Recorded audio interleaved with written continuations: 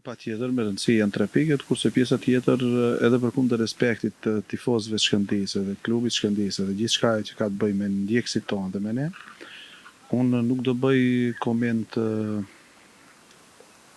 teknik të futbollit për shkak se deri në momentin ku do luajmë në kështu livade dhe jo fusha dhe stadiume, nuk do e respektoj profesionin dhe do mundohem që t'i tërhiqem çdo muhabeti. Kurse organet kompetente duhet merren me këto anomali të cilat na paraqiten për shkak se për gjithçka mund të flasim sot vetëm për futboll jo.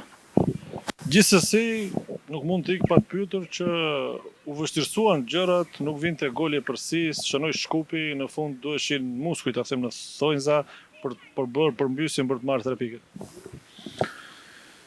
I lumtur me 3 pikët, nuk do bëj koment tjetër. Po ta bëra edhe një pyetje, sërish do jetë e njëjta përgjigje?